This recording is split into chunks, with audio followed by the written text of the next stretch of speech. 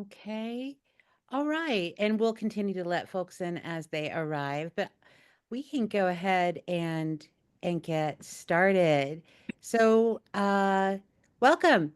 As we're given time for folks to trickle in, why don't you use the chat if you want to let us know where you're coming from, who you are, what's your affiliation, organization, where maybe you're coming from geographically. We look to have a pretty diverse uh, group here, geographically diverse. It'd be nice to know where everyone is zooming in from. So if you just take a moment to use the chat to say hello to each other.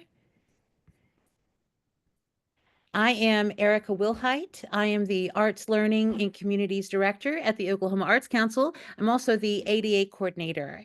And I am a white, middle-aged woman with red bobbed hair and bangs, and I'm wearing a green and white and blue checkered pattern top, just to give you a visual description. And I wanted to do just a bit of housekeeping before we got started. So, captioning is available in Zoom by selecting it from the menu at the bottom, as well as AI note-taking. This webinar is being recorded, and we'll be sending the recording along with the resources like the slide decks and some other resources for you in an email following this session, probably in about a week or so. Today's webinar is scheduled for an hour and a half. Feel free to participate with your cameras on or off, whatever you're most comfortable with. And you can use this chat to drop in questions, excuse me, or comments, and we will respond to those as they come up, or we'll be saving them at the end for a Q&A. This presentation will include a presentation and then a panel discussion. So there's kind of two parts to this, and that discussion will have some prepared questions, but this is also an opportunity for you to jump in, whether you want to type it into the chat or you want to speak up. So whatever you're comfortable with, we do want to hear from you. And looks like we've got people still coming in, but we'll go ahead and kick it off. I just want to say thank you so much for joining us today. This is an Oklahoma Arts Council Accessibility in the Arts webinar. It is our agency's mission to lead, cultivate, and amplify the transformative power of the arts for all Oklahomans and their communities. It's our goal with this webinar series to support the arts sector, to expand access to their programs, to include people with disabilities. Today, we're going to hear more about universal design for learning in the context of arts education. We'll hear from several people today. We'll kick off the session with a presentation from Dr. Jennifer Pusateri. Following her presentation, we'll have a panel discussion with Dr. Pusateri alongside Oklahoma-based teaching artists. So I'm going to kick it off by introducing Dr. Pusateri. Dr. Jennifer Pusateri is a universal design and learning expert, author, and speaker who shares her passion for accessibility and inclusive educational practices across the U.S. Jennifer is currently the Senior Universal Design Consultant at the University of Kentucky and the author of the book Transform Your Teaching with Universal Design for Learning: 6 Steps to Jumpstart Your Practice. Dr. Pusateri, Jennifer, we are so glad you've joined us. I'm going to hand it over to you now. Thank you so much. I'm really delighted to be here. Thanks everybody who showed up today. I am a white middle-aged female. I have glasses. My hair is blonde-ish, a little grayer than it used to be, and it's shoulder length. So let me get my slides up and going. And I did put a link to the slide deck in the chat box. If somebody on the panel would be willing to copy and paste that back in, that'd be great. But you're welcome to make a copy of the slides, pull them up for yourself if you like to be able to move back and forth to see what's on the slide, something before or after. Totally fine with me. I've also included a QR code there on the screen that you can scan with your phone if you would like, that will take you to the slide deck as well. So I wanted to start with a little bit of information about me. As was mentioned, I'm a UDL expert, author, educator, speaker. I work at the University of Kentucky now, but before that, I was at the Kentucky Department of Education. And there I was a Universal Design for Learning and Differentiation Specialist. I taught arts and humanities at a school in Louisville for students with specific learning disabilities. So most of our students were dyslexic, but in addition, about 80% also had ADHD, in addition to some other coexisting things as well. Before that, I was a museum educator. I worked in museum education for about 4 years. First at the Lexington Children's Museum, which is now called the Explorium of Lexington, and that's here in Kentucky, and then at the Louisville Science Center. I have an undergrad degree in vocal music and fine arts, and I participate in a lot of community arts organizations, most recently with one of our community theater groups, which you'll hear a little bit about today. And then that is my book there. I would love to hear from anybody. If you have questions, ideas, comments, thoughts, please send me a message. I always say that and nobody ever emails me. I would love that. So please, if there's something that you want to know or want to share, I would love to hear. So I want to start out by trying to demystify this idea of universal design for learning. And that's what that stands for. UDL stands for Universal Design for Learning. And I'm going to start with an example that has nothing to do with the arts, really. And then I'm going to shift over into an example that is very much about the arts. So I'm starting with this issue that the Air Force had, and this was around the 50s. They started to notice that they had really great pilots. The planes were fantastic. The tech was only getting better, but they were getting worse results for some reason. And so they really wanted to look into this and figure out why. Well, they found that the inside of the cockpit was not really working for everybody, right? Because people are all different sizes.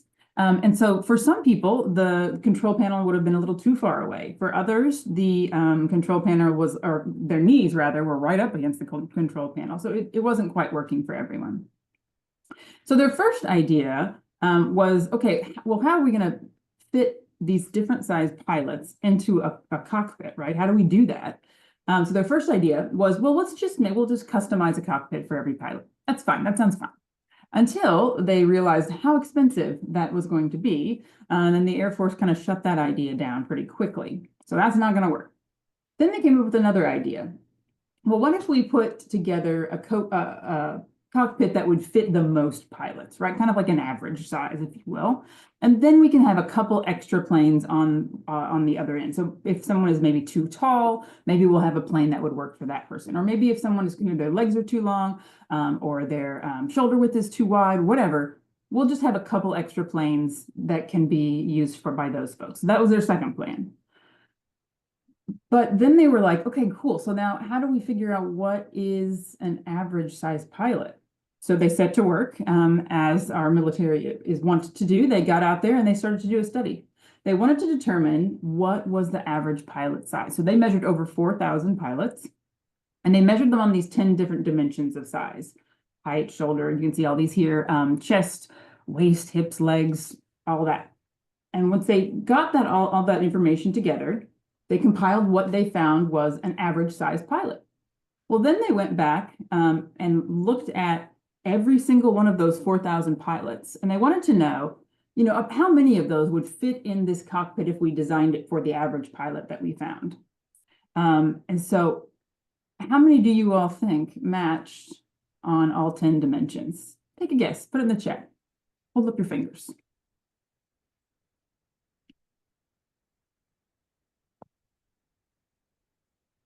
5, 4, 1, maybe 1, 2, less than 100.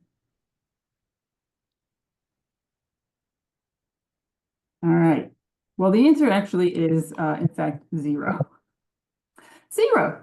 Not one of the 4,000 pilots matched this idea of what is an average pilot, because that's not really how it works. So that's not going to work either.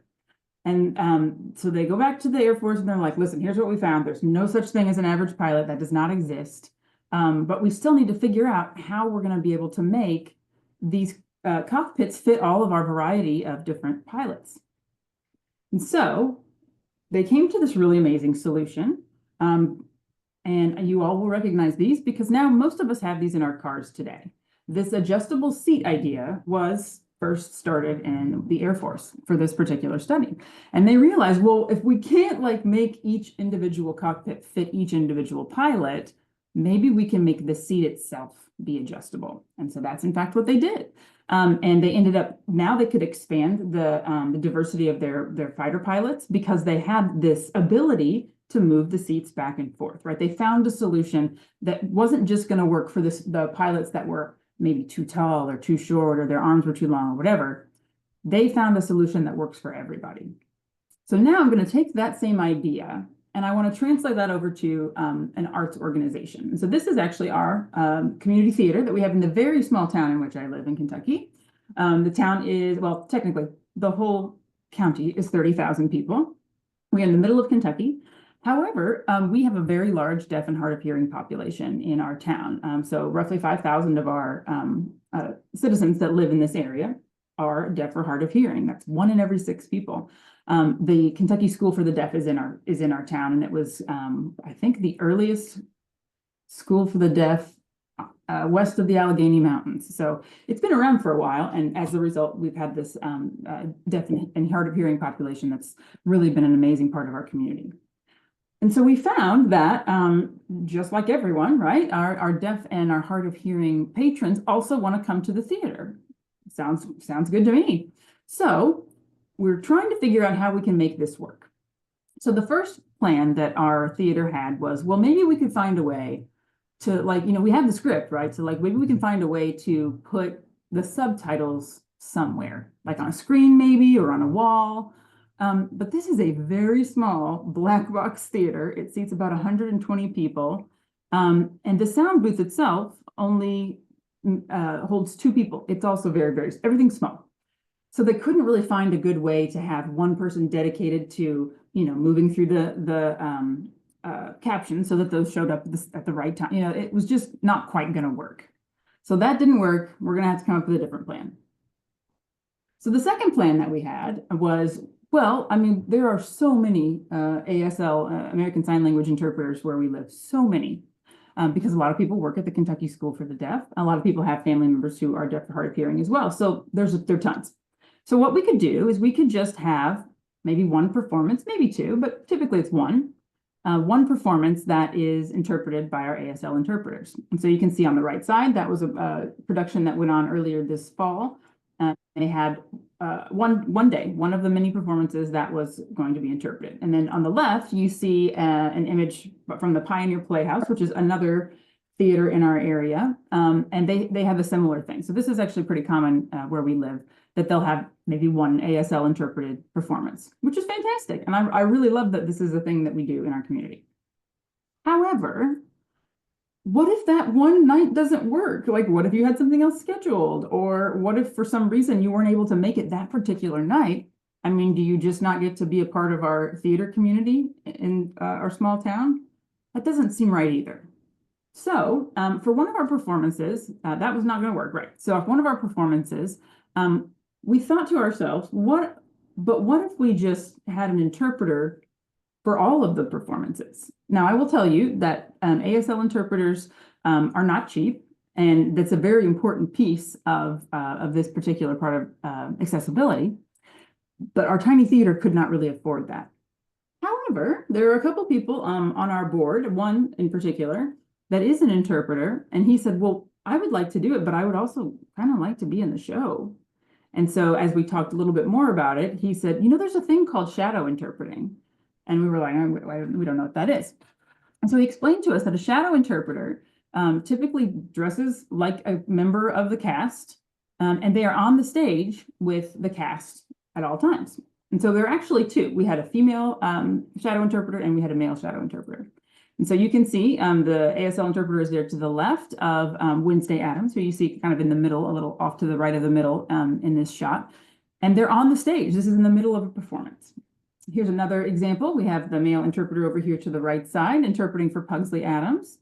And then here we are in the middle, and you can see we have both interpreters, one representing the character on the left, which may or may not be me. And then we have one on the right interpreting the male character. And so they were on the stage the whole time. They learned all of the script, obviously. Some of the choreography, they moved around and came off stage and on stage, just like all the members of the show. And so every performance was ASL interpreted, which was so cool. It was such a cool part of this, this experience. And so if we can find a way to make the things that we're thinking about for folks who may need some kind of an accommodation, if we can do that up front, then it actually works out really well for everybody. So this is how UDL actually works. So we've got those two examples. What typically tends to happen is that most groups, and this is not just arts organizations, and this goes for a lot of groups, including schools, they're kind of initially designing things for their average customer, patron, participant, right? We're going to think about, let's try to take care of the biggest needs first, the largest number, if you will, and we'll just take care of that average patron. And then after we've done that, we think about, oh, well, now there are going to be some people who maybe are going to have difficulty with this, or there may be some barriers for this kind of person. So now that we've organized what we need to for the big piece, the big part of our patrons or participants, now we'll think about what can we do to retrofit for the folks that are over here, maybe on the side here or here, and for whatever reason fall outside of the average. UDL would ask us to think about this in a different way. So what we should do first is think about the people with the greatest needs. So think about the fact that there are going to be folks who are going to have barriers when it comes to things like sight or hearing, maybe even attention, mobility, sensory sensitivity. All of these things those are going to contribute some significant needs, especially when we're thinking about the arts, right? So many of the arts are around those senses. I mean, that's what it's about. So we can think about that group first and plan what will work well for that group. And then when we make that same thing available to everyone, it actually ends up being really useful for everyone. So this is a saying that we talk about a lot in UDL, and that saying is, what is essential for some is good for all. So I'm going to just read this. I don't normally read things off the script. This one's really short. So if something is essential for a specific group of people, then it also can have positive benefits for everyone. Even those who maybe didn't initially need it, they may find a use for it anyway. So I wanted to share a couple concrete examples, no pun intended, how we might see universal design just sort of out about in the world. So you've probably seen these they're almost little ramps, right? They go from the sidewalk down to the road. They're called curb cutouts, if anyone did not know. And so who were these originally designed for? Well, the actual answer is, and it's not a trick question, these were designed for people who have mobility issues that for whatever reason makes it difficult for them to step down or to step up, right? So possibly wheelchair users, possibly people that are using a cane or a walker or whatever. But because these were put everywhere, they're everywhere, then we find that it's actually become really useful for a lot of other folks. So you can see in the picture, we have a woman walking and pushing a stroller who has just come down off of one of these curb cutouts. I use these all the time when I'm traveling because I have my rolling suitcase and things like that. So I find that to be really helpful as well. And I'm sure you can think of times when you have probably used a curb cutout or perhaps a ramp to get from point A to point B. So that's one example. A second example would be closed captioning. And so who was closed captioning originally designed for? Again, not a trick question, but it was originally designed for people who are deaf or hard of hearing. And I'll just ask this real quick, and let me move myself over here to the chat so I can see. So if you have in the last 24 hours used captioning in some way, maybe on your phone, maybe on a TV show, whatever, just go ahead and type a yes or a thumbs up in the chat. So I just curious to see. All right, yep, quite a few. Every day, neurodivergents are big fans. Facts, yes. Yeah, oh, a lot of people, right? Yeah, so we found that this thing that was really created for a specific group of people with specific needs, when that's made available to everyone, becomes useful for everyone as well. And so we can think about how we're designing our arts programming with that in mind. How can we think about the specific needs of individual patrons or users, and can we make that thing that we would do for them available to everyone else? Because it's quite possible that they will also find benefits from that as well. So, looks like my slides are stuck for some reason. There we go. So a question I typically get at this point is, okay, cool, that sounds great. I would love to do that. I would love to remove barriers for folks with disabilities. Yes, let's do it. However, most of us, especially, well, in some fields of the arts, I guess, but most of us don't have a background in accessibility unless you're someone who has grown up with a disability or you have family members that have a disability. But for the most part, this is not something a lot of us were trained on. So how do we know what kinds of things we should be planning ahead for? That's a great question. So I made up this acronym and it kind of works. And I want to just remind everyone, you and your colleagues do not want to be shams, right? Like we want to plan ahead for individuals and we want to do that for these barriers. So here's what we got. We want to think about folks who may have an impairment with sight. You can also think of that as vision. You want to think about folks who may have an impairment for hearing, attention, mobility, and for sensory sensitivities. Now, if you look this up online, often you'll find 4 categories: sight or vision, hearing, mobility, and then cognitive. And cognitive is a really big category. So I like to break that down to make it a little more specific. And of course, there will be other things we want to think about as well. But really focusing in on the attention and the sensory, those 2 things are going to be really useful in supporting neurodivergent folks. I myself am neurodivergent, so I can say that, yes, I need those things whenever I'm at various arts organizations. So now that we kind of have a slightly better idea of what types of needs we're thinking about ahead of time, but specifically, what do I do? So there's something called the framework of UDL, the UDL framework. It is very overwhelming and scary. So I'm going to show it to you, but only briefly because I don't want you to get stressed out about it. But essentially, this is a framework. It's laid all out, it's color-coded, which I do love. But they've taken over 1,500 research studies in the field of education, psychology, accessibility, disability studies, all of these different areas, and they've boiled them down into these 9 big categories. And those 9 big categories tell us how the brain works when it's learning. So it will say something like, if you would like to make sure that folks are interested in the thing that you're talking about or teaching about, here are some of the things research says will help you to do that. So this is the whole thing, so don't panic. We're going to ignore most of this in 1 second. This is a new version. This just came out in July, the end of this July, and they update it somewhat regularly. So we're going to ignore most of it, and we're going to just focus in on these 3 areas. So these 3 areas are going to be the ways that we can provide access. And we're going to provide that access for engagement, how folks are engaged or interested in the things we're learning about. We're going to provide access for perception, how one receives information. And then we're going to also give some options for how you interact with each other. So I've taken those 3 things and I kind of wanted to make them a little less wordy. Because as someone who is definitely ADHD and possibly also dyslexic, I'm not about the words. So here are these 3 areas. When we're thinking about engagement, one of the ways, or many of the ways that we can focus in on interests is going to be really useful. So we want to do things like provide choices. We want to give choices if possible. Would you like to do this thing or this thing? Would you like to use this tool or this tool? There are very simple ways to do that. We also want to make it relevant to what folks are already interested in. We also want to think about, is this fun? Is this something that naturally is fun to do? And we want to increase that joy and play if possible. And then the last piece of this category is reducing threats and distractions.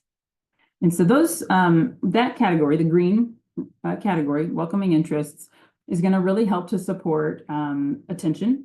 And it's going to really help to support those with sensory sensitivities.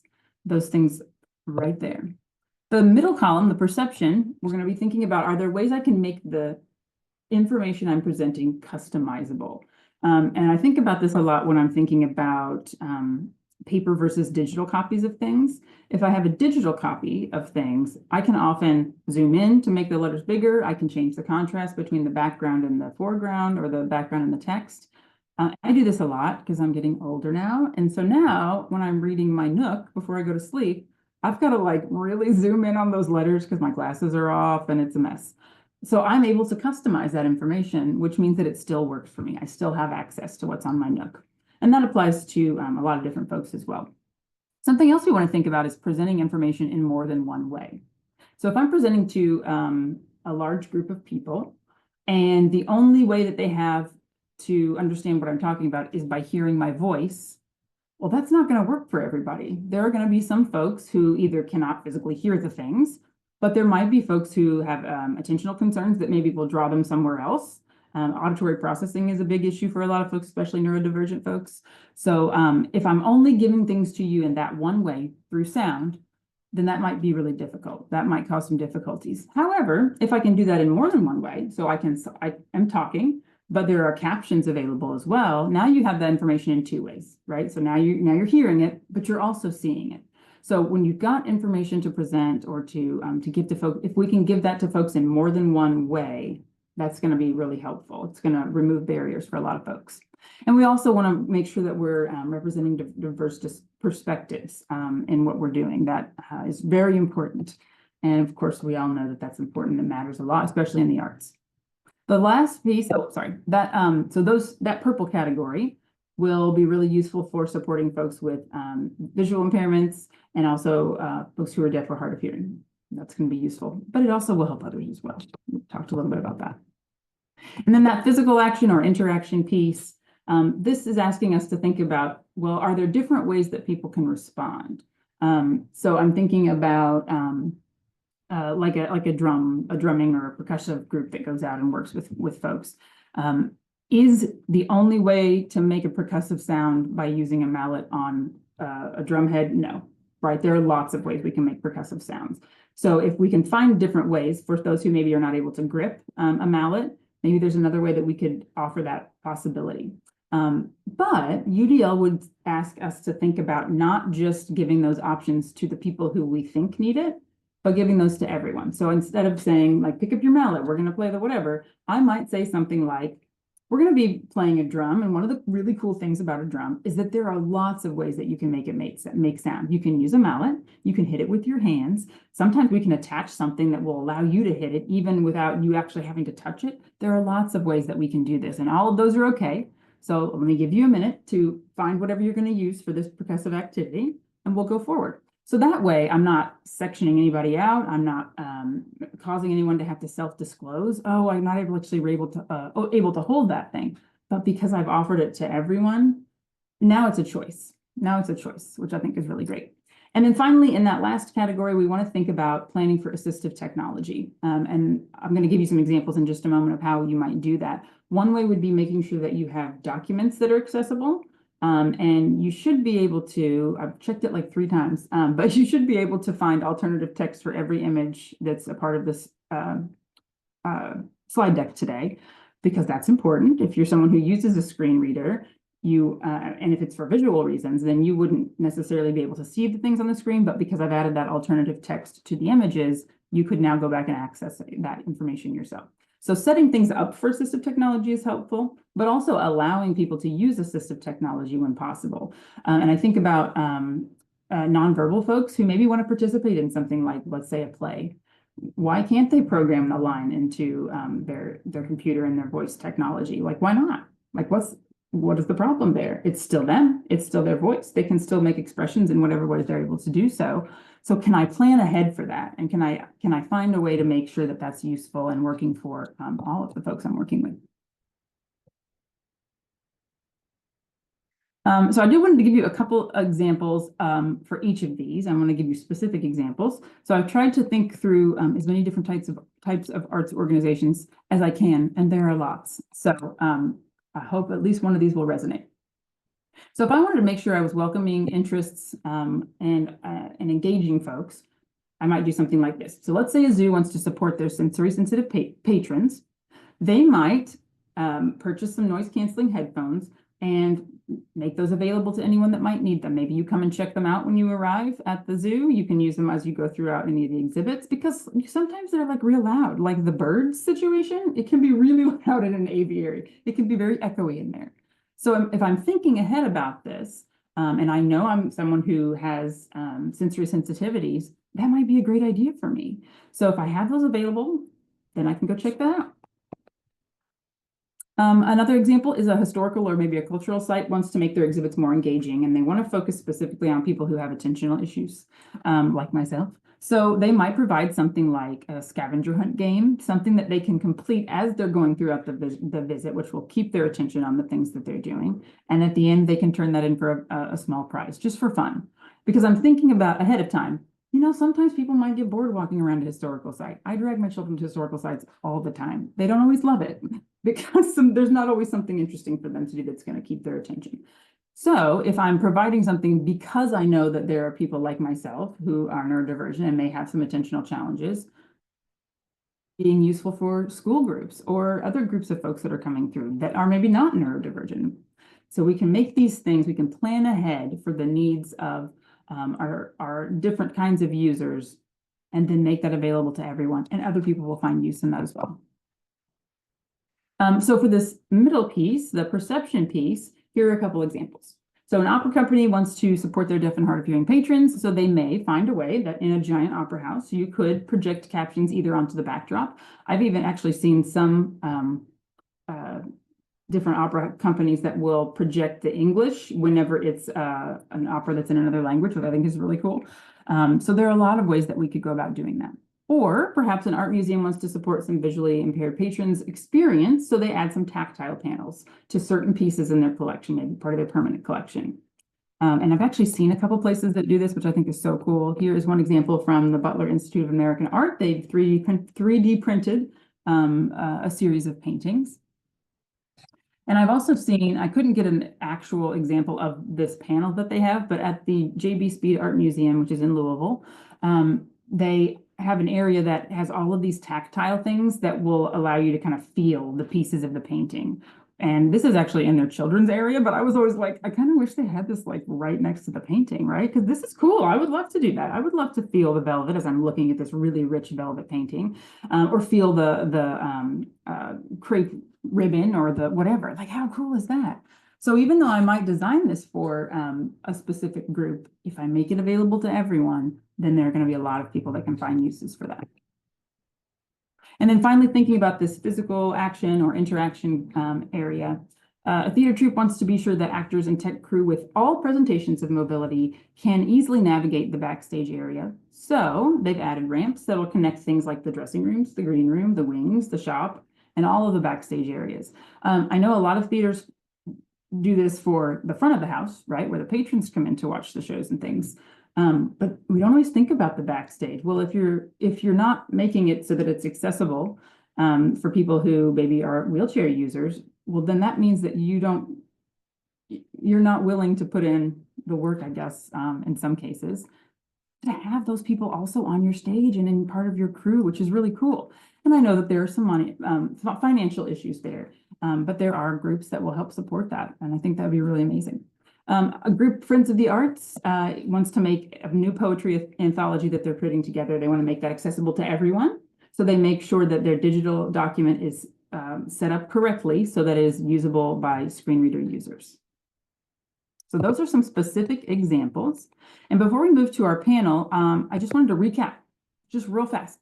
So we can design to the margins. We can plan first for the people with the greatest needs. And you can see those down there, the shams down there. And then we can provide that access to everyone, which is really great because folks will also find other uses for that as well. What is essential for some is good for all. This is a really great phrase to keep in mind when you're thinking about designing for accessibility when you're in your organizations. Recap of the shams one more time. Those 5 areas that you might want to think about considering how you might provide some different accessibility features for, and then how we might expand those pieces into the arts. So I appreciate everybody coming and listening today. We do have a panel that's going to be fantastic in just one moment. But this is something that I also could do on the side. So if you have a group or an organization that might like some more training on something like this, I would love to hear from you. You can find my email in the slide deck right there, and also in our resource document. And let me real quick shift over to our resource document.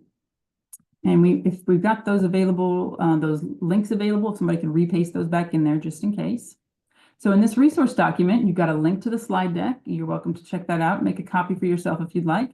You have contact information for all of the panelists. And then we've also added some additional resources down here at the bottom. And as we have our panel discussion, if someone mentions something that one of us has, maybe a document or something that we could add to this, we will add to it. So you have access to those as well, and I hope that you will utilize those resources as we go forward.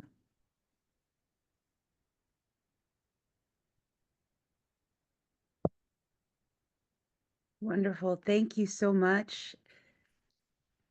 Thank you, Jennifer. Thank you, Dr. Pusateri. Great. So as she said, we're going to move into a panel conversation. I wanted to introduce our panel first. I am just going to share a slide deck that has the photos I want to show you of their work. Oh, you can see everything. Hold on, let me get into presenter view. Can you see my notes? Ah, I did it again. Hold on. Just give me a moment, everyone.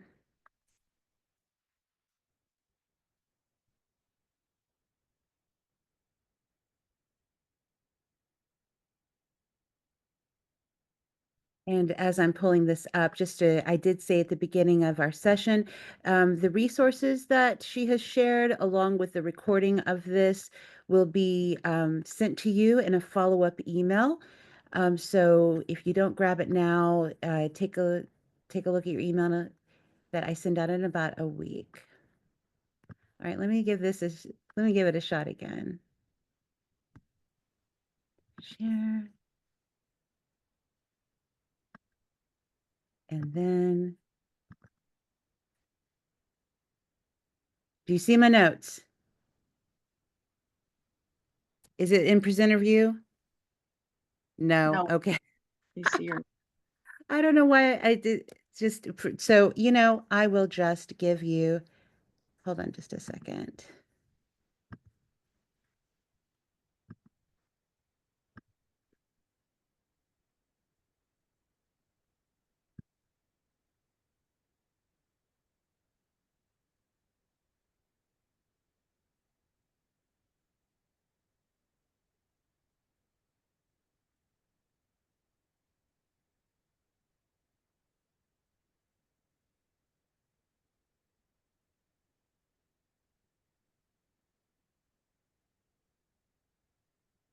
How does it look now? they're still there. Okay, well, we'll just do this together then, everyone, at the same time. I do want to make sure that I get this these bios correct. So so sorry. Maybe there is a way I can fix this. Let me try. Scott, do you have any ideas on how to switch it up? What about now? They're still there. Okay, what about now? There you There go. you go. There you go.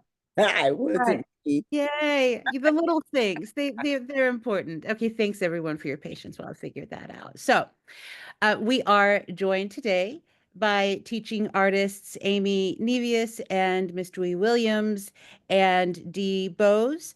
A quick bio for all three of them. So Miss Dewey brings over 40 years of experience as a teaching artist and storyteller with a deep commitment to creating inclusive, accessible learning experiences for students of all abilities.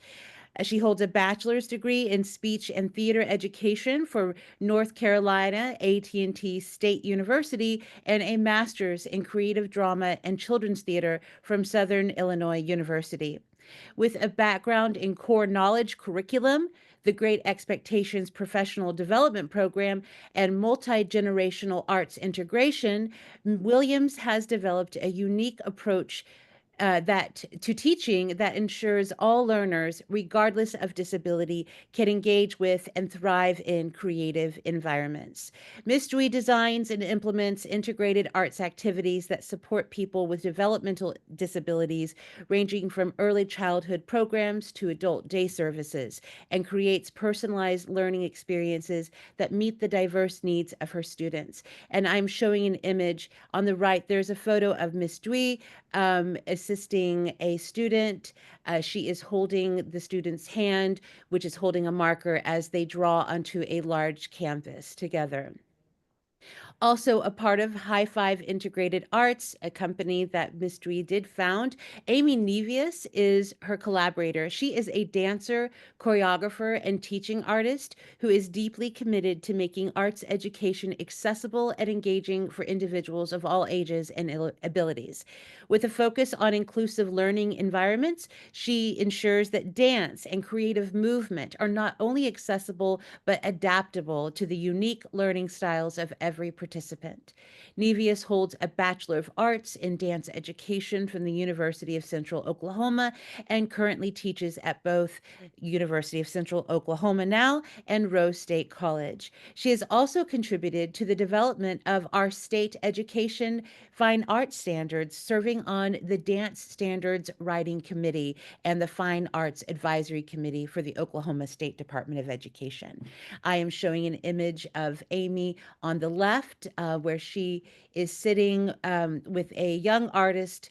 She's holding a palette with paints on it as the young artist dips their brush into it.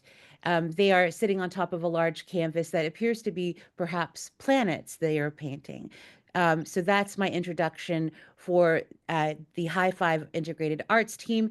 And then for Dee Blows from Autism Oklahoma. Dee has over 25 years of experience. She has a rich history of collaboration with nonprofit organizations that focus on assisting children, youth, and families with autism. She's currently the director of program development at Autism Oklahoma, where she oversees the arts programs such as the Big Swanky Art Camp and Duets. The Art Camp is a summer arts program where young professionals develop their skills and have an exhibit at the end. And then Duets is a project that is a collaboration between an autistic young adult artist who works with a professional, a neurotypical artist, a professional artist in the community on a collaboration to create an artwork. So now that I have given those introductions, I'm going to stop sharing these slides. And if you could spotlight us now, Scott, I'm going to kick us off all with a question about that I would like for us all to respond to. Just one moment.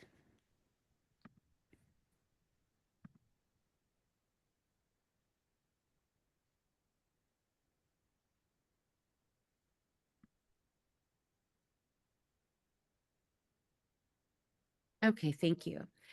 So for each of us to respond, the teaching artists who have just joined us on this panel, can you each share a moment or experience in which you first realized the importance of adapting your arts curriculum to meet the needs of students with disabilities?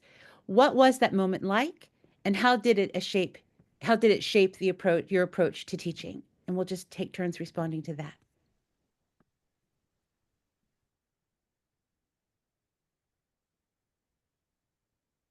Dewey, can you go first? Hello. Um, I had an early start, first of all, at age about 12, volunteering at the Y when I met a camper who was a thalidomide. And those were kids whose mother, was on a medication which affected the formation of their limbs. I went on to volunteer at a camp. And at a very young age, I met a large family of adopted children. And I said, I'll probably do something like that one day. And I set the goal of at age 30 that I would be a parent and that I would be open to any child.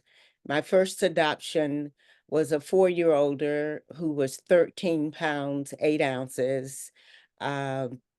She was a little bitty talkative person with an inactive pituitary gland and diabetes insipidus, a bunch of stuff that I had not ever heard of.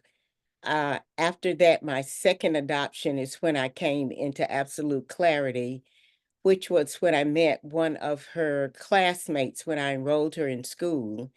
And I met a young man that had been talked about a great deal in the adoption arena, and he was born without arms or legs. And instead of focusing on what he couldn't do because he didn't have the limbs, my first comment was, gee, he's got a big head. There's probably something going on. And from there, I did the first of 7 adoptions as a single parent. And obviously, I was personally driven in terms of accessibility. And I became famous for showing up at a class and enrolling my kids and saying, hi and bye, Jimmy's in your class.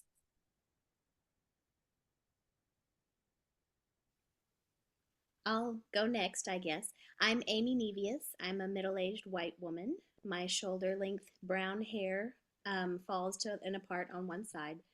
I'm wearing a white sweater. I would say my very beginning with working with people with different abilities would happen to be the first day that I stepped foot into a classroom with Dwee Williams. I had been in the dance genre, been working technique and learning how to perfect my craft as a dancer.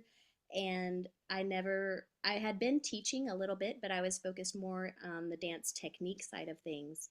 Um, and then I was working one summer for Play in the Park in the Oklahoma City Parks and Rec.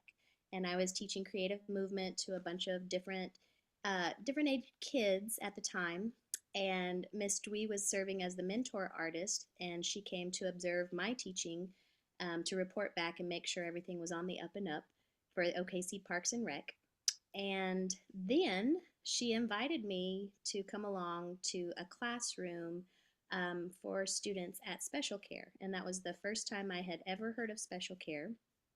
And it is a facility based in Oklahoma City that works with students ages 0 all the way up to about, well, I guess some of them can be in the age of adult in the summertime, but mostly school age children.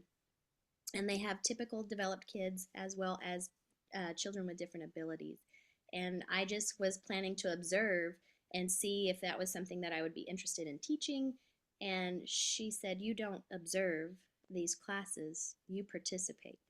So immediately I came into the room, and I had a student that had a different ability that came and sat in my lap, and we listened together as Miss Dwee told a story. And I knew that there was a way that we were going to incorporate dance into what we were doing. And so that's kind of the beginnings for me. I'm Dee, and I'm a white senior aged woman, and I'm going to admit that senior aged with short gray hair, and I wear glasses. So I have a 35-year-old son with autism, and I don't have an art background, and we never really did a lot of art while he was growing up because he wasn't really interested in that. But after he got out of high school and we needed to find some more things for him to do that he was excited about, what I wanted him to get interested in art, but he had no interest in art. And the thing about, I work for an organization, Autism Oklahoma, and I love that whole pilot story that you tell, Jennifer, in your presentation, because you hear the word autism, but the thing is, if you've met one person with autism, you've met one person with autism, because it's just a label, it's just a word. And what I have found is that, of course, every single person on the spectrum is very different. And of course, that's exactly, the way David is. He's very different than other people with autism. But I really wanted him to learn some art and enjoy some art. And so, but he wasn't interested in it at all. So I want to use him as an example of how, because now his whole world revolves around art. And so I want to give my example of how we went from like somebody that didn't want to do any art at all, but needed some important things, to make them feel happy and have a full life. How did I move him from like not interest to actually now that his world revolves around that? He was really, when he got out of high school, he just loved computers. He wanted to do everything computer, everything on a computer. He wanted to program computers, take them apart or whatever. And so the way we started was we would take a computer apart and then we would paint the pieces of the computer.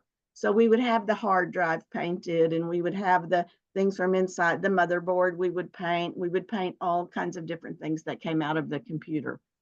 And before you know it, we were putting them together to actually make it look like something. So we did like, cityscapes that were using computer parts that made it kind of look like a city, or we used computer parts to make things like a business card holder. I mean, we made all kinds of things out of computer parts. And then we started learning to draw the computer parts. So he would learn to draw those. And then as he started drawing computer parts to match something that he had that he was looking at, then we started telling stories. What could this part be doing? What kind of story could it be? So then we were able to start making paintings with stories in them about computers. So his very first paintings were all stories about computers. And over time, we've now added people, we've added buildings, we've added all kinds of context. And now he can paint he can do paintings about almost anything because we found a way to kind of weave that into something that he was very interested in. Jennifer, I know you gave us your background information, but I'm curious about your entry into this work as well. Yeah, and that example is amazing, Dee, because that's what it's about. Like if you have an interest in a thing, that might be the on-ramp to all kinds of other things, right? Like that one thing drew them into the world of art, which I think is incredible. So yeah, I guess my first introduction to this would be when I worked at the Children's Museum in Lexington, Kentucky. I was sent to a BSA conference in Jacksonville, Florida, and it was at the Cummer Museum. And they had all of these amazing things that they were showing us. They talked about how they have touch tours, and like it had never occurred to me that if you are blind or have a significant visual impairment, that you don't get to experience like the magic of an art museum. I love an art museum, and it just never had occurred to me. And so I went to this workshop, it's like a weekend long workshop. It was so amazing. And we saw all of these things and all of these different ways that we could be making things. Like minds were blown. My mind was completely blown. And I was like, how have I never thought of this? Like, how has this never occurred to me until just now? And that was a really significant event for me. And then teaching students with learning disabilities was another eye-opener for me because these were really brilliant, creative, innovative kids.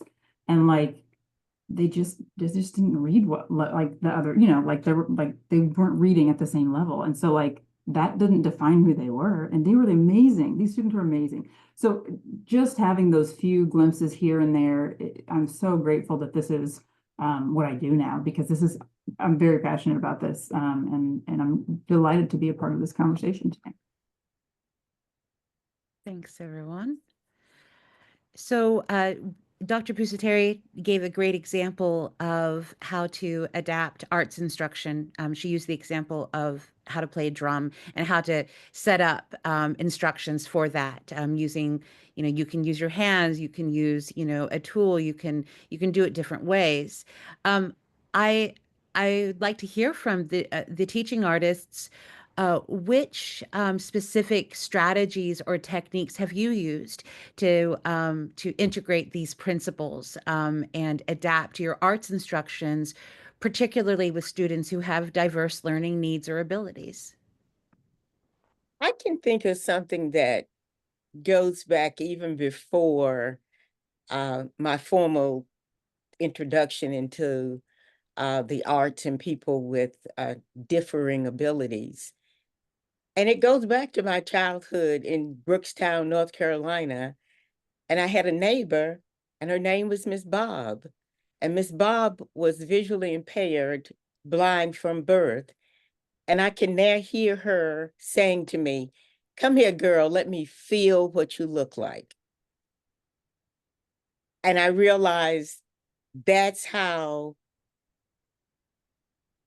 that's how she was able to picture, in a sense, what I looked like by what she felt. And so sometimes we'll do some switchovers where we might blindfold everybody so they can have a Miss Bob experience of, how do you draw me and you can't see me?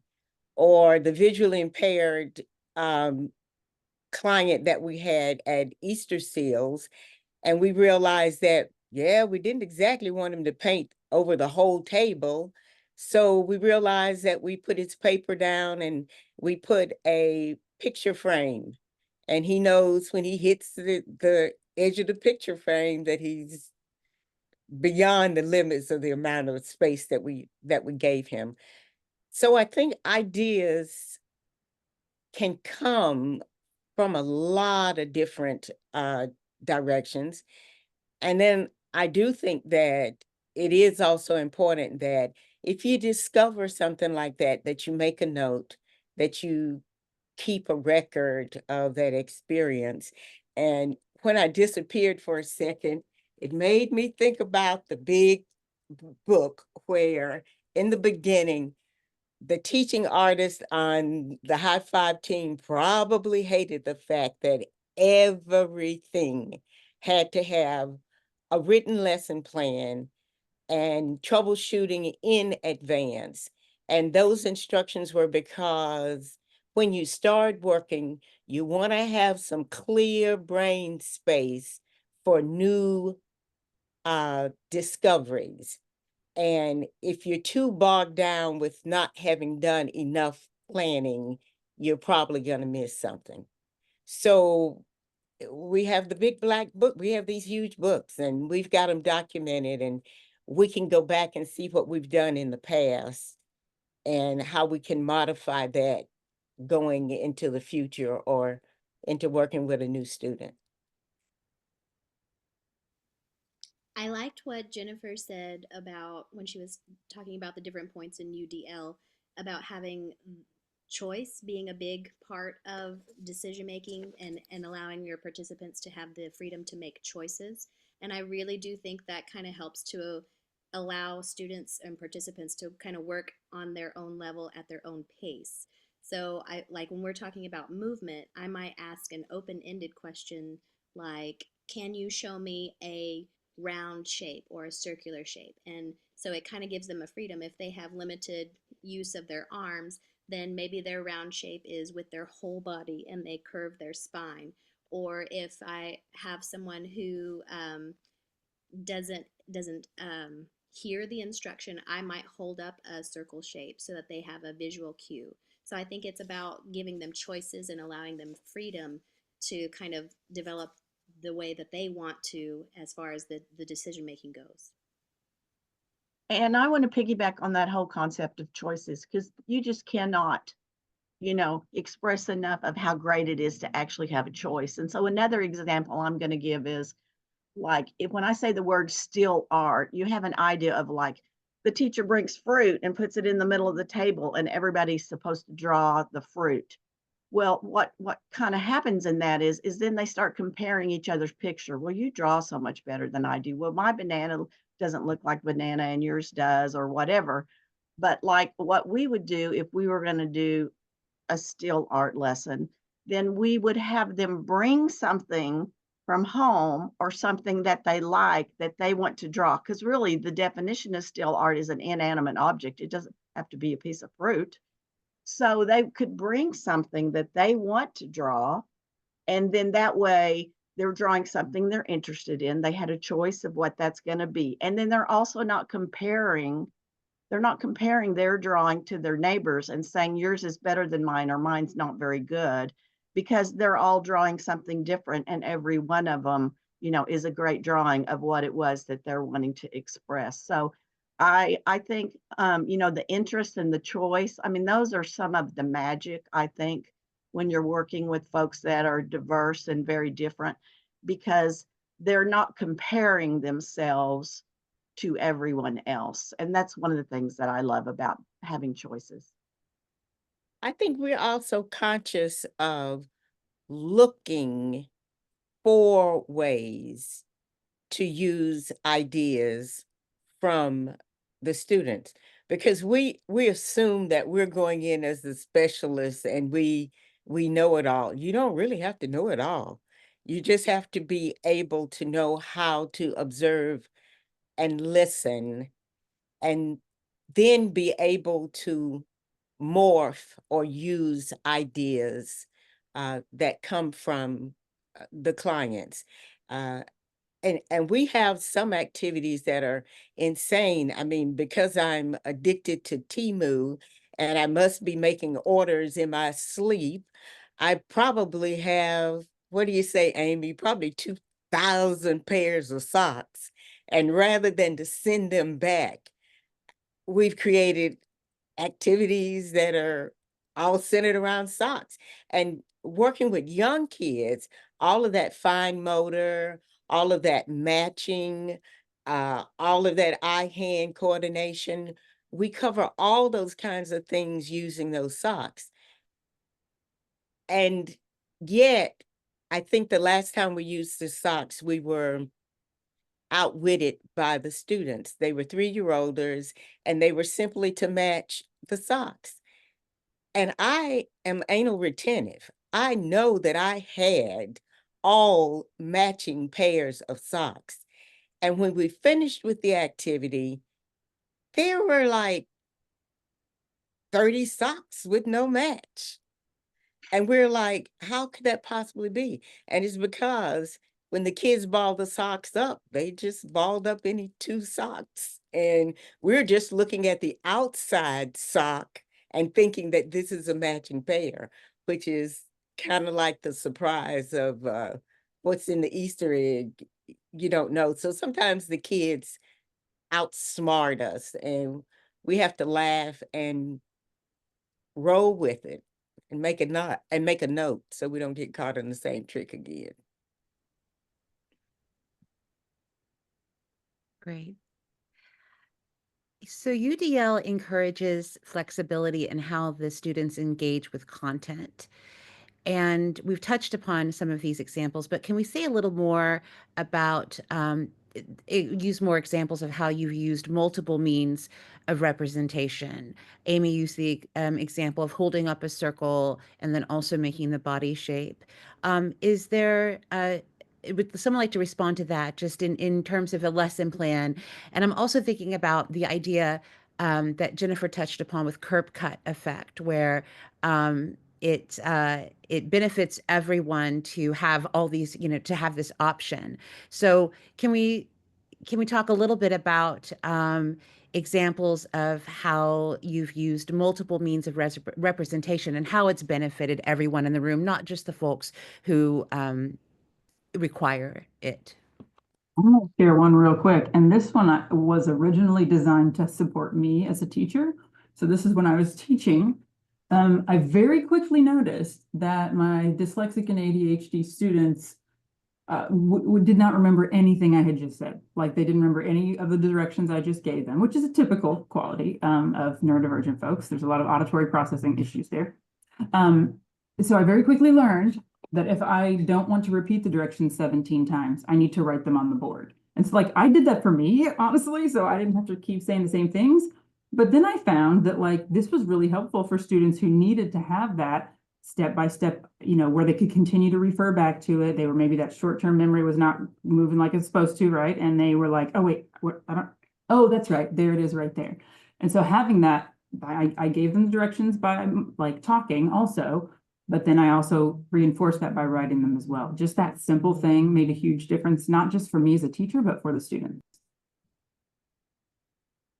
I think one of the things that High Five does is, as part of integrating the arts, we don't just touch on one form of the arts. So we might pick one theme, and let's say it's about, like, oh, we had a story called Chicken Sunday, and it was all about hats, and it was kind of talking about how these kids turned something, they got blamed for something, and then they turned it around into something good to do something nice for a special person in their lives. So we would come into this lesson and we not only would sing, we would dance, and we would do a visual art activity. So if you have students who are reluctant to do one type of activity, then you might catch them on another type of activity. Or if you have students that may have attention span, like if they have a shorter attention span, maybe they couldn't sit through the entire story, but maybe we were up and dancing and they would join in. So I think having repetition, especially for younger learners, is really important so that you are repeating the things that are important that you want them to grasp. But I also think that having a variety of ways to present your material helps to kind of reach everybody in the classroom. We also create, um, there doesn't have to be a song in existence because we're going to write a song and we're not going to have to worry about getting a copyright release either because we're going to just create our own that we can use. Uh, the other thing is we do provide a lot of options of materials as well to the students. So personally, I have investment in multiple kinds of scissors. We invest in very good materials. There's a temptation to think, well, these kids are going to tear it up anyway, so we're going to use construction paper. No, if we're doing watercolor, they're going to get the tear up watercolor paper because we're going to give them, we're not going to buy crayon from the dollar store, though I know you can. They are going to have Crayolas because then we get to talk about pigment. And we can go from an activity, and because I am a storyteller and a playwright, for example, we went from painting and dealing with color to writing a children's play about my dog, Sebastian, who slips into the neighbor's house and she only paints with primary colors, but he slips in and mixes stuff up. And in the end, in the play, the character actually creates a new color, which was called punchberry. And then the kids are empowered with knowing that they all can create new colors because all you have to do is to put another drop in there and it changes it and it's a different shade. So we splinter out in a lot of different directions and yet not giving too much instruction as to stifle them. With the story that Amy was talking about, it was interesting that the hats ended up in a lot of different shapes and formats that we never even imagined. And they had a gender looking form like a top hat and like an Easter bonnet, but we didn't say anything about that. And so some of the boys had morphs and the girls, and some of the hats were upside down. And it was like, oh, and then we applaud their discoveries that we didn't even think about. You can get a lot from the kids.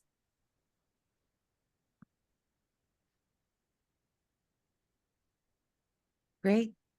So we have in the room, in our Zoom room right now, or in the panel, representation from different art forms, with theater, dance, visual arts, storytelling. So this next question, thinking about, the different art forms, they all, when it comes to arts instruction, rely on hands-on experiential learning, which can sometimes be a challenge for students with sensory or mobility differences.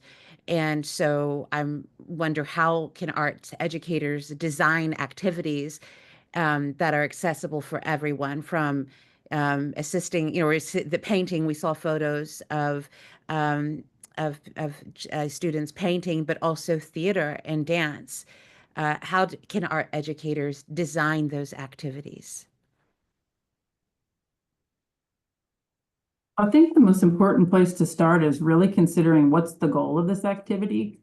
Like, is the goal of this activity for you to make exactly what I'm making? Or is the goal of this activity for you to be creative? Or is the goal of this activity for you to understand a process from another time period or another culture? Like, what is the actual goal?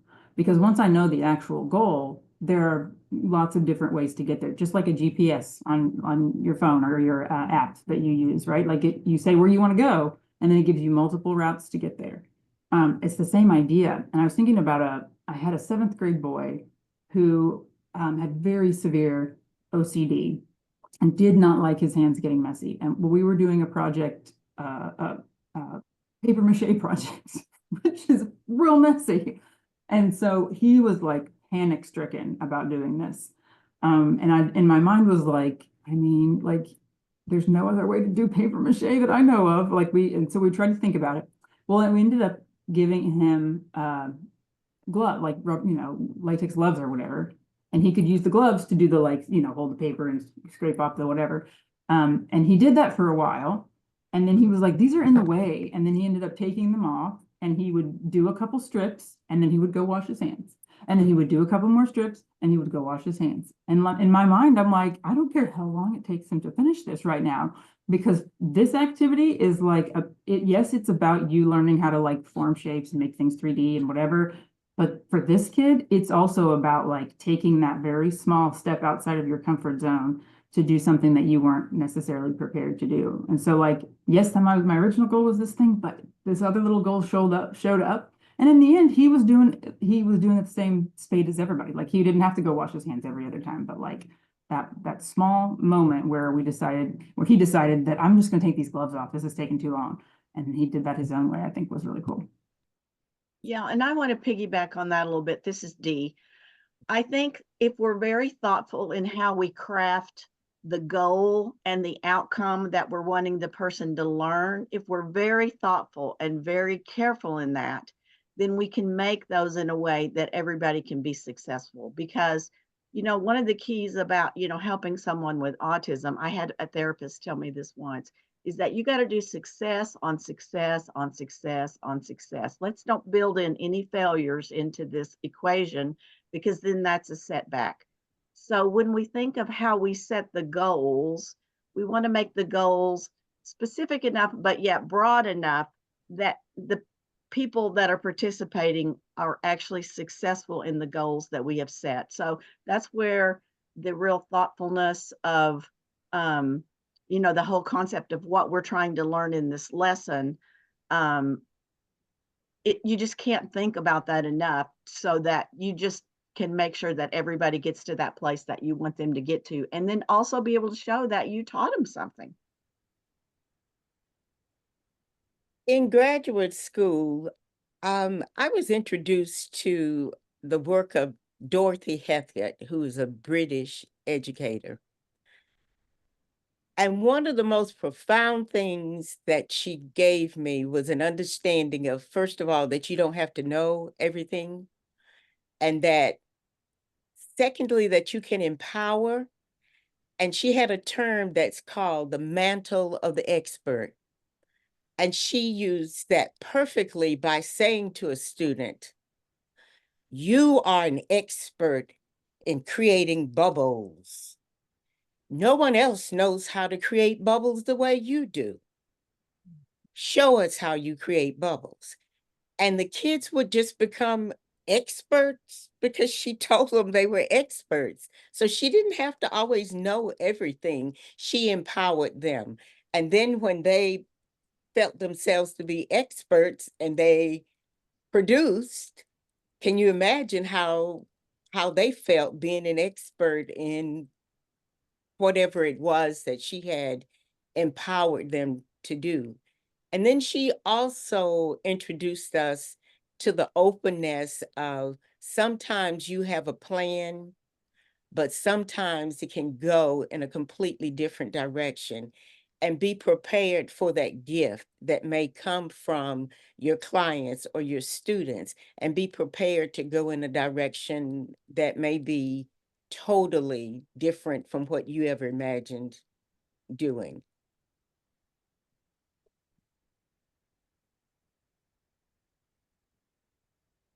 Can I tie this to one other thing too, that we had kind of talked about this before? But if you're in some way using the art standards. Many of them, in fact, most of them are not real specific. Now, of course, there'll be some depending on your specific area of the arts, but they're pretty general. I actually just pulled one up. This one is for dance. This is first grade. So it says present locomotor and non-locomotor movements to change body shapes, levels, and facings. And there's more to it after that. But it doesn't say like it doesn't say dance locomotor or like with your body make, it says present, which is a very flexible word. And I could even envision a student doing that by making something even like digital, like making a character on a video game do a thing or whatever. Like there are lots of ways that you can present locomotor and non-locomotor movements. And so luckily, a lot of the standards are written to be vague in that way, which is really helpful. Tag on to that as well.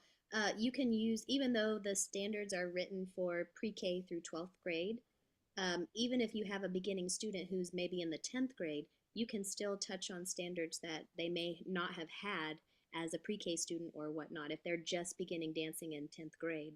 So they're flexible in that way too, in that just because you are only in 10th grade doesn't mean that you have to stick to the 10th grade standards. So you can kind of fluctuate and kind of go with their prior knowledge and help to build on those fundamentals.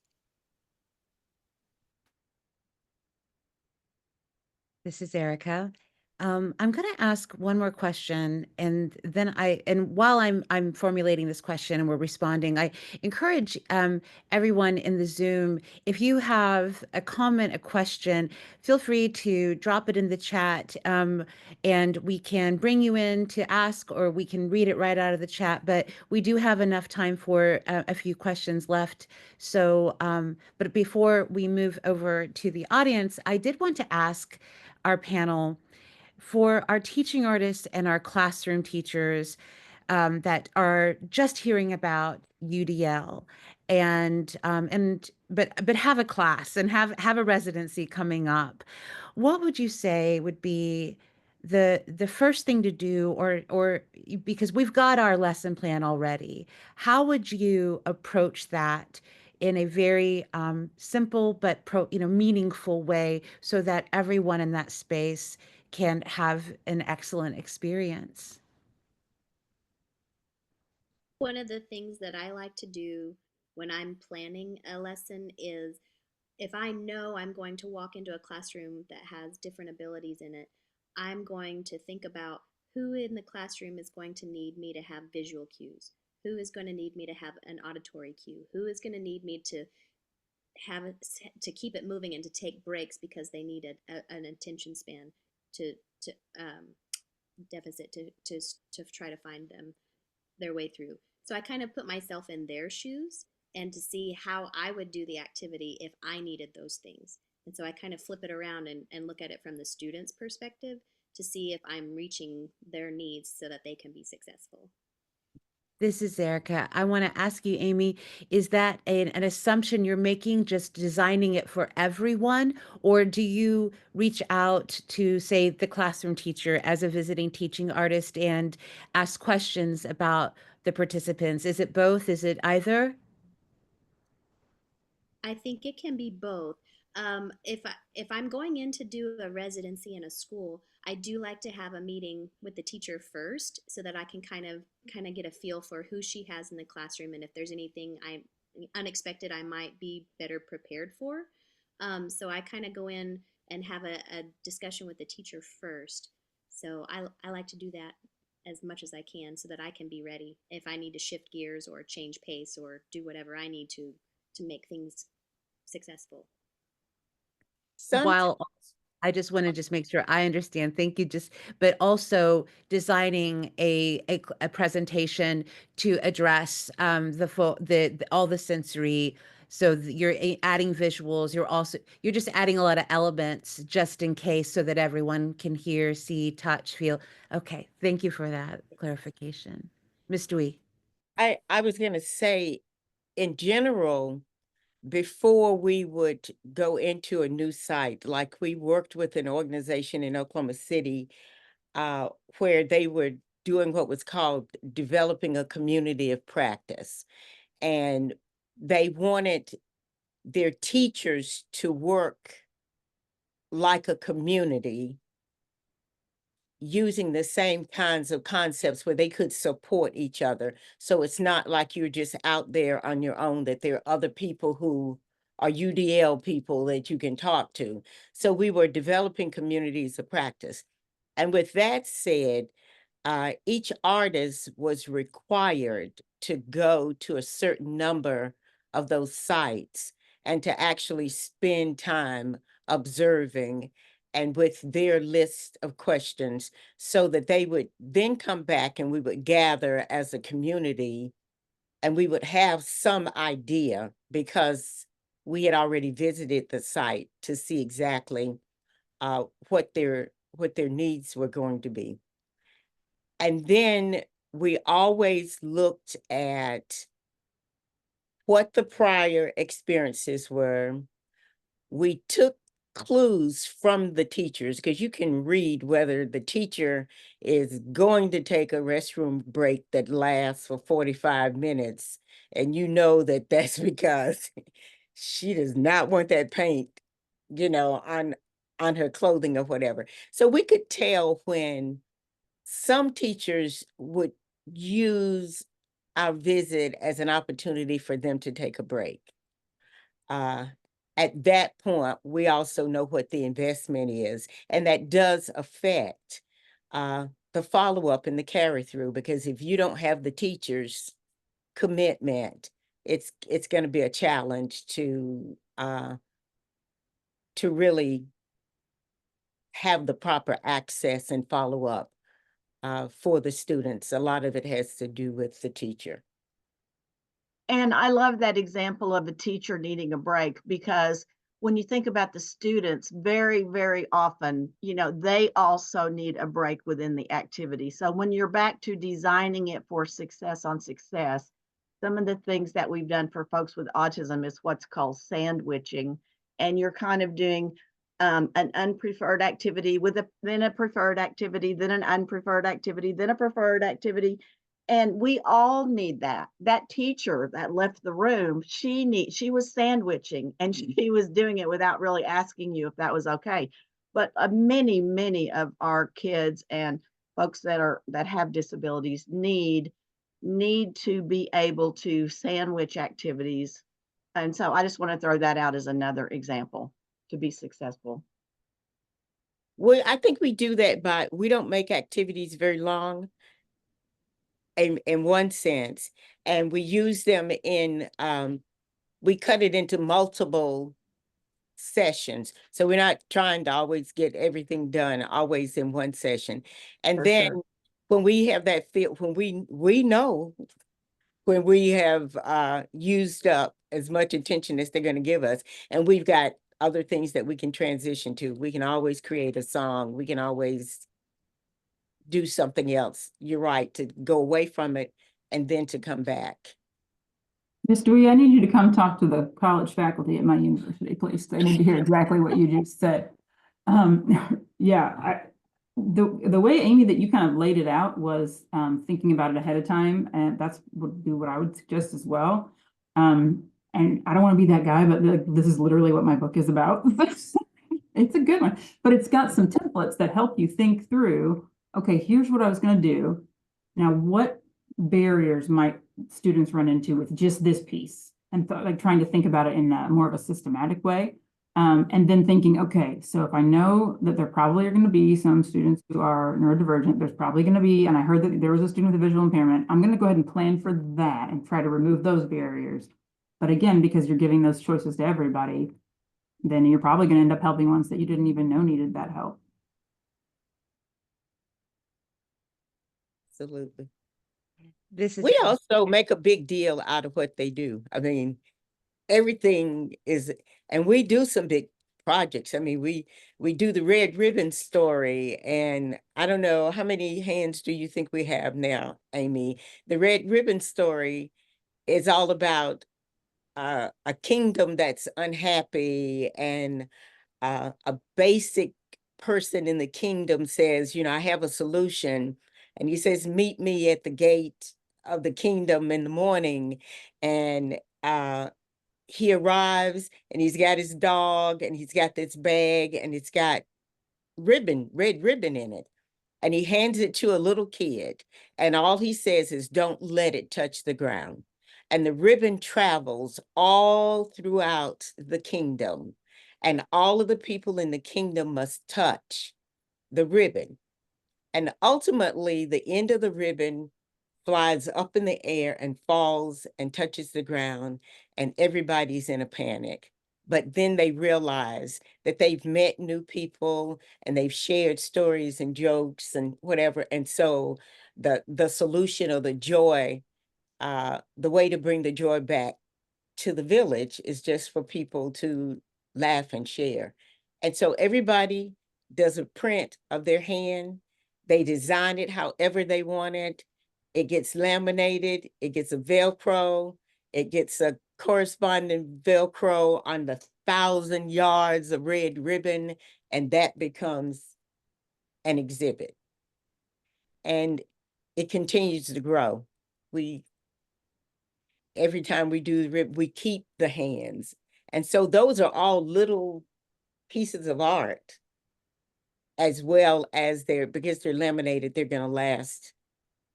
They're gonna last forever. Thank you, Ms. Dweet. This is Erica. We do have a couple of questions in the chat and just a few minutes left. There was one that I'm seeing in my direct messages, so I'm going to share that one first. While they love that UDL is meant to benefit all, one issue they've run into is someone with a visible disability commenting that someone without a visible disability is using their accommodation. How do you address comments like that? But that's tricky. I mean, I think it depends on how you have introduced those accommodations. And if you've introduced that as this is Jackson's whatever, gripper or whatever, that's different. But if you're saying some folks tend to work better if they have a gripper on the end of their pencil or paintbrush or whatever, and some folks don't necessarily need that all the time. If you're one of the people that needs that, here they are. If you're not, feel free to just go ahead without it. And I think if you can sell it in that way, then it's not so much this is my thing and this is your thing. It becomes this is a thing that sometimes I need and sometimes I might not need. And also, I think it's okay. You want a gripper. It's okay to allow other folks to experience those modifications or assistance pieces if you have the resources. We don't necessarily stop them, because that may become a new inventive tool for somebody else who didn't know that it could be a new inventive tool, I guess. And you're right with the invisible, because I in my 7 kids, I've got academically brilliant, I've got gorgeous, but had to be on an IEP, but he's now the one who's grown and earning more income than all of the other kids, because he did have the assistance of that IEP for as long as he needed it. And then he morphed and found his place in such a way that he didn't need those special accommodations in that same way. And so he learned that if it takes you all night to get it done, it takes you all night to get it done. Just get it done. This is Erica. So we have just a minute left, but I want to share a question from the chat. It says we've also been talking about building an intentional transition time to our summer camps.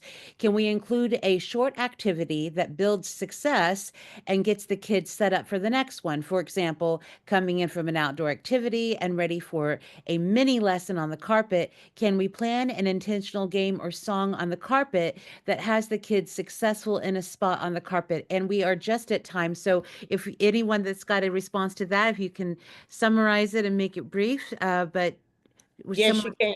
Yes, Yeah, you the can. answer is yes. yes. Oh, that was easy. That was quick. Yes, you can. Wonderful. Thank you. And thank you everyone for being a part of this presentation and this conversation. It has been a rich one and informative and inspiring.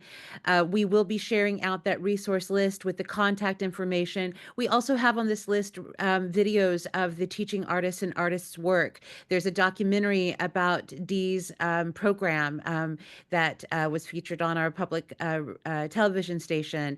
And there's more to learn. And they have all offered generously to be a resource for you. So their contact information is also included.